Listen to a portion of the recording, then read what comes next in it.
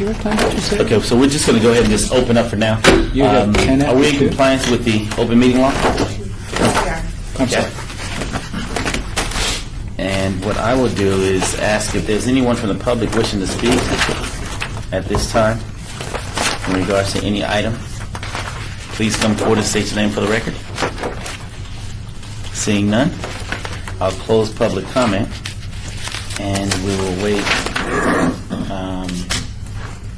just for a few minutes till the mayor arrives, and then we'll get right into the agenda.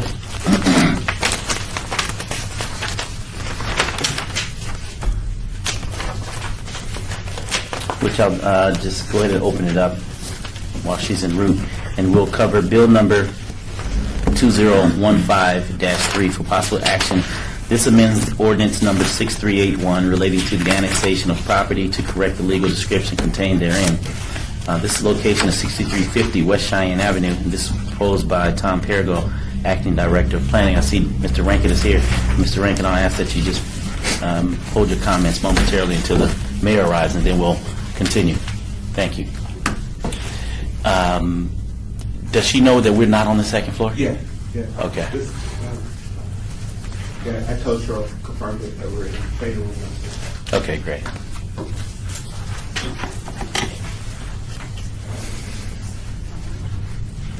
Any background music, Doug? I can produce some if you'd like. I'm sure. I do iTunes, have Pandora. on there. So, what's your favorite mix? And I'll pull it up. Smooth jazz. Smooth jazz on the Yeah. Pandora? Yeah. The recommending mix. Right. Oh, recommending mix. I can do The that. recommending. Very special one. That'll take me a few moments. Then we're Right. going to pull all those together. And so I don't see a note from Val Steed, so I'm assuming that everything you do? Oh, I'm sorry. Thank you. It is there. Good morning, man. Busy All right. morning. Oh, I know. We're all just pausing. Doug was, Since I asked you, please go ahead. Doug was just waiting for you. Doug Rankin for the record. This item was Number back one. before us. There was a Scribner error on the legal description that I'm sorry, required an item amendment three. to this annexation. This Did property owner did meet with the planning department Did previously. or did not? Did. Okay. And is looking forward to the annexation, as it will allow another parcel of theirs to be annexed in. But it was part of the larger groups of annexation. But this property owner was in support. Okay. Is there anyone from the public wishing to speak on this item? So please come forward and state your name for the record. Seeing none? Any questions from the council? Not for me. Okay, I'll entertain a motion. All in favor? Yep. Aye. Okay, ayes have it, so move. This item will be forwarded to the February 4th City Council meeting. Bill number 2015-4 for possible action. This is annexation number 56802, property location 8180 North Monte Cristo Way, 7235, I believe it's pronounced Russell. Russell Street, 8162 North Tioga Way, and the southeast corner of North Tioga Way and Ackerman Avenue. This is petitioned by Investor Equity Homes, LLC, and Mosaic Land 2, LLC, acreage 11.31 acres. This is zoned RE, county zoning RE, city equivalent, and this is sponsored by Councilman Stephen D. Ross. Staff?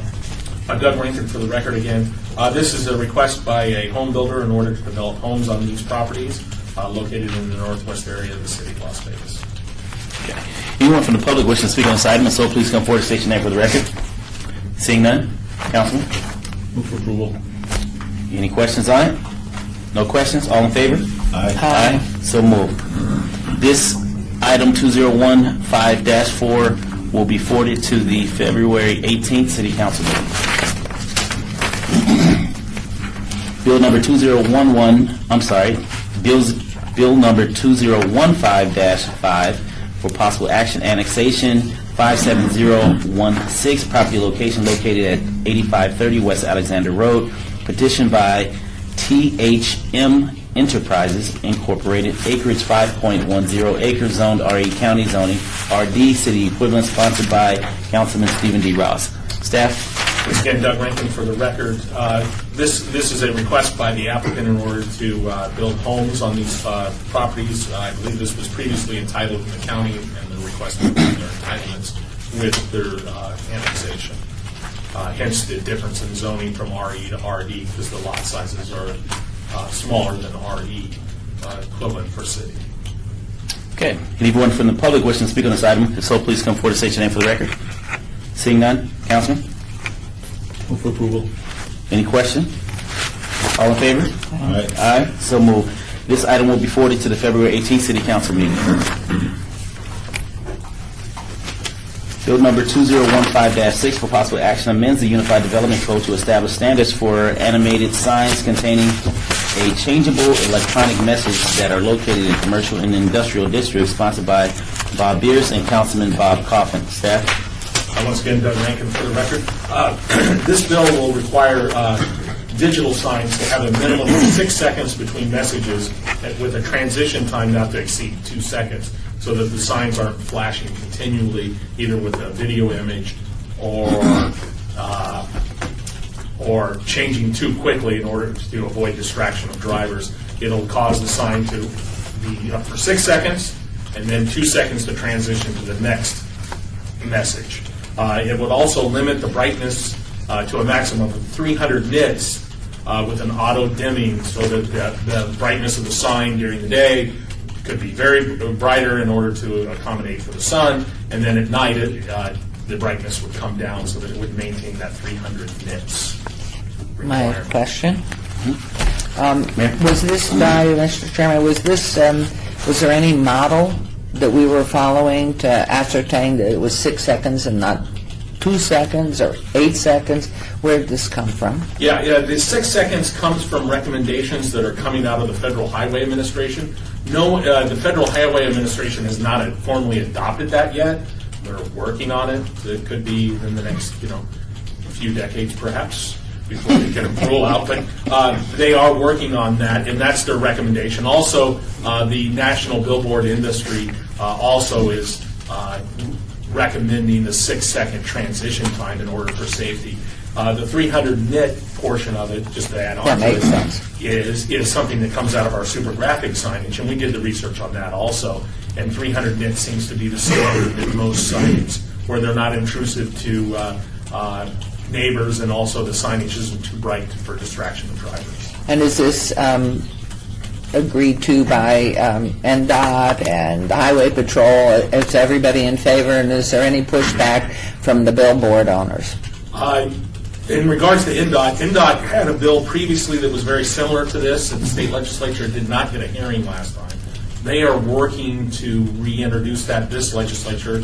Our last contact with NDOT is they haven't done that yet. They're still looking to see if they're going to move it forward at this time. But once again, this bill is very similar to what they were requesting. Okay. And also, it's very similar to what's coming out of the industry standard for what they find acceptable in regards to signage and how it functions in order not to be a distraction to drivers.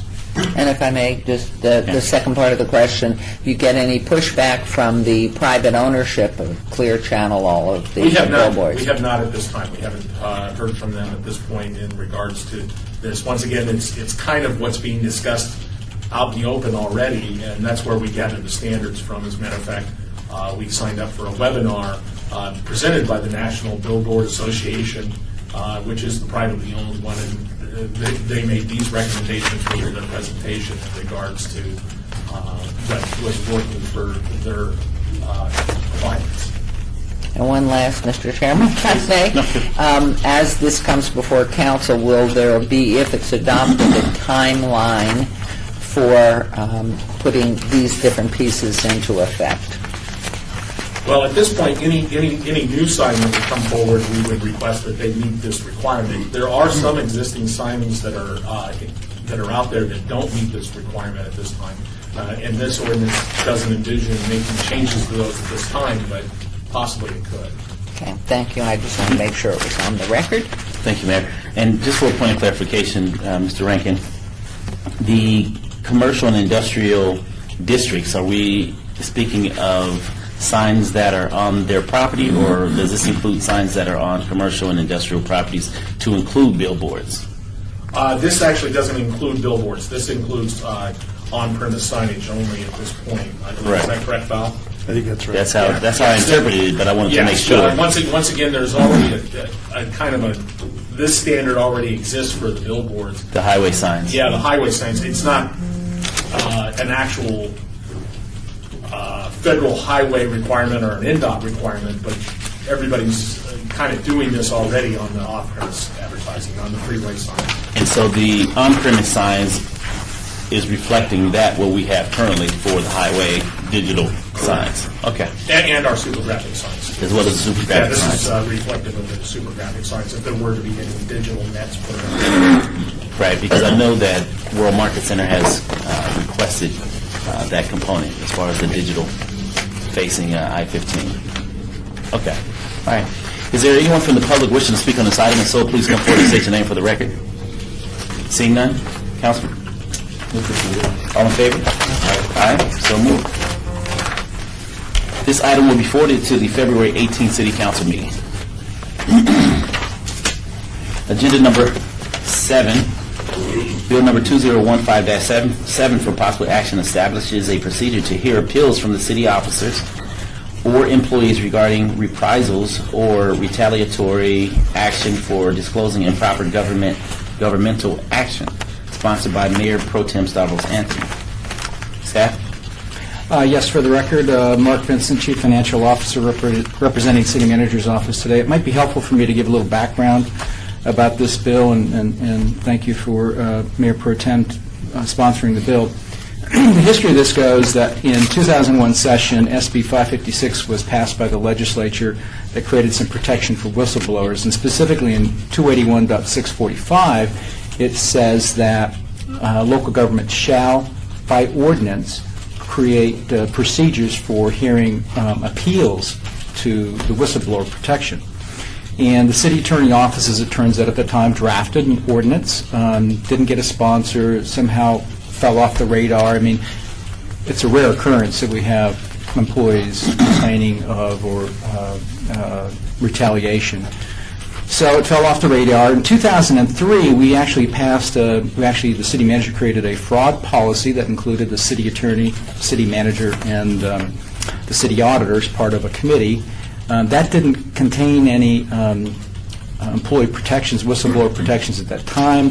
It was amended in 2007. The 2007 version forward of that fraud policy had whistleblower protections in it, but it didn't meet the requirements of the ordinance, of the NRS. It says it must be in an ordinance and it must have an appeal process with hearing.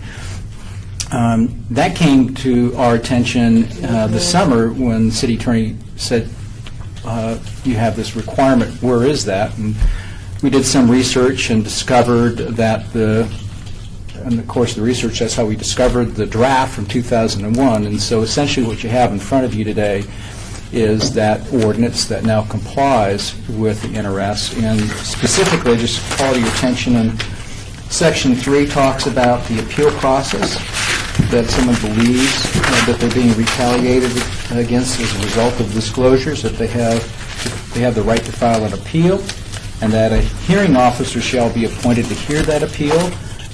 Section 7 talks about how it's the city manager or city attorney who will appoint one or more hearings officers. And the reason why it's one or the other is obviously if there was someone who felt the city manager's office was retaliating against them, we can't have the city manager's office appointing a hearings officer. We need to have some other independent process to go to.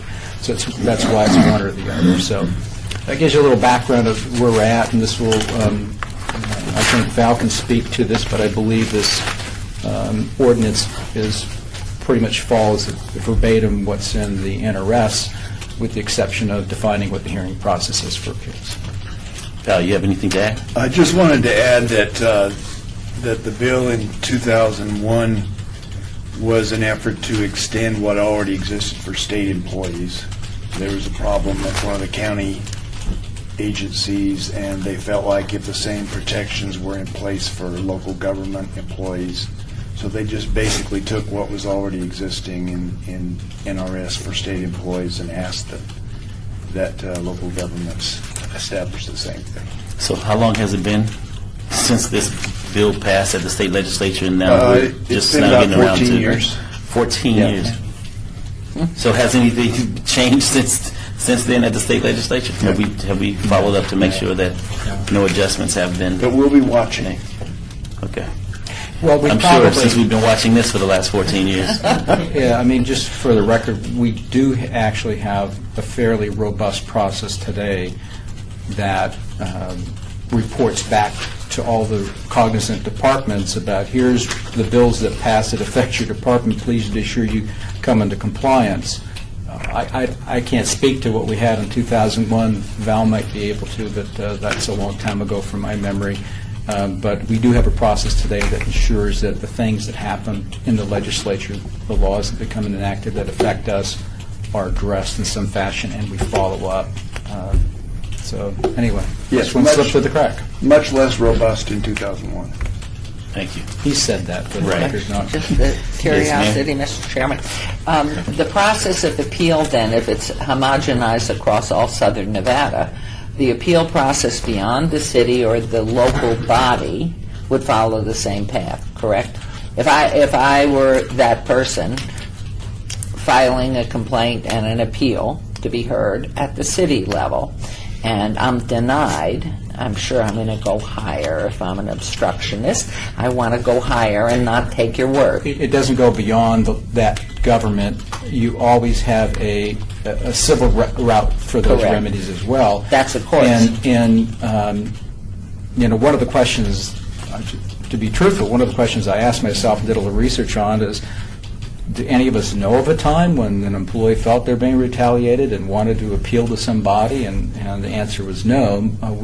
All those were satisfactorily resolved to our knowledge. But like I say, it's not like these come up frequently. So, but there was always the civil action. And But there is no, we wouldn't go from the city making the appeal To the to the county. county. Correct. Okay, so it's, It would either stop here, or someone who wanted to go farther could file a lawsuit in district court and okay. have it That's be what I adjudicated figured. there. Thank you very much. Thank you, Mr. Chairman. Anyone from the public wishing to speak on this item, if so, please come forward and state your name for the record. Seeing none? All in favor? Aye. Aye. So moved. This will be moved to the February 18th City Council meeting. Oh, let's see, look what we have here. Good. Next item is Bill Number 2015-8 for possible action amends codes provisions regarding the activation of parking meters to authorize additional means of activation, sponsored by Councilman Bob Coffin. Staff?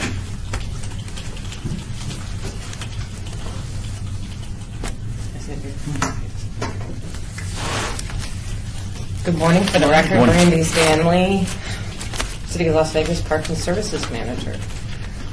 This particular ordinance is an enabling ordinance that allows us to begin to roll out the program for pay by phone and pay by app citywide. We have actually been running on a pilot base in a very limited area of the city for several months now. However, we did not want to roll it out citywide because our existing code does not allow us to charge the convenience fee for using that service back to the customer.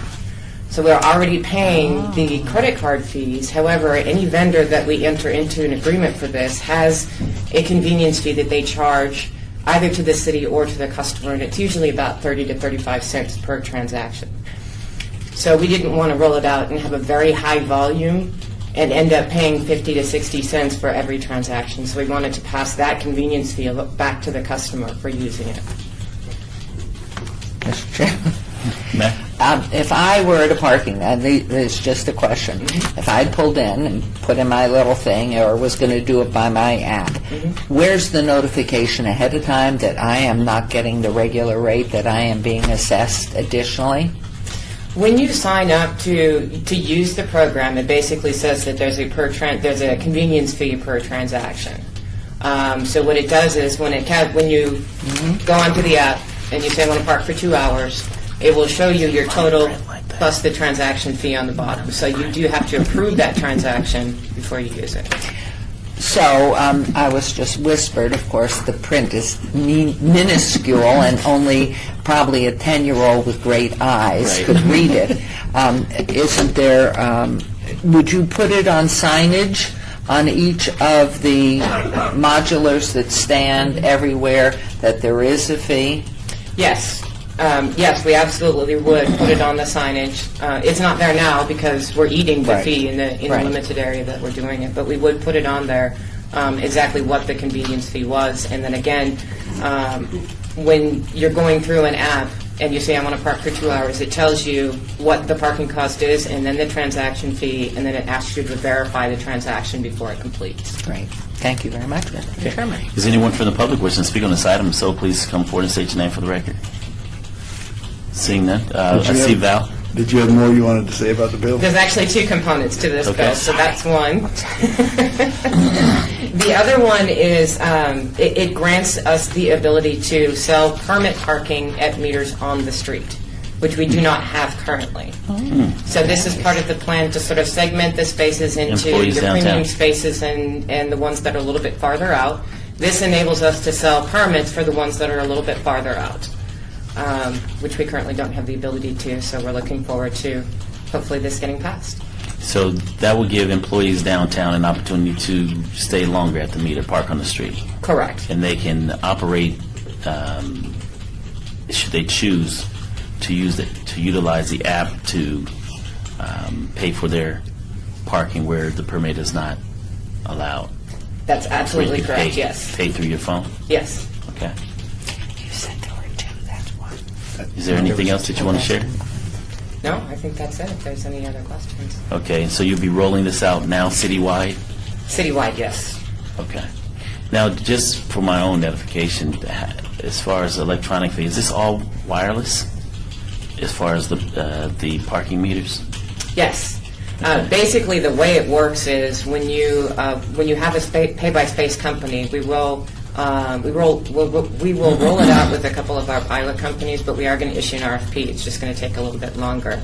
What happens is when you register for the service and you pay for space 22 on 100 South 6th, once that transaction is completed, that transaction and the paid space data goes back to the parking meter server. So when our enforcement agents come along, they see a listing of all the spaces that are paid, whether they're paid by the app, whether they're paid by cash, by credit, any payment method. It all gets communicated to them. Wow. So they know automatically when they pull up which parking stall has expired. Correct. Okay. All right, good deal. It's pretty good. Any further questions? If there's no further questions, I'll entertain a motion. Move for approval. All in favor? Aye. Aye. So moved. Thank you so very much. And this item will be forwarded to the February 18th City Council meeting. That's just what she said she was going to do when she came. Good job. Right. Yeah. We're now under citizens' participation. Public comment during this portion of the agenda must be limited to matters within this jurisdiction of the committee. No subject may be acted upon by the committee unless that subject is on the agenda.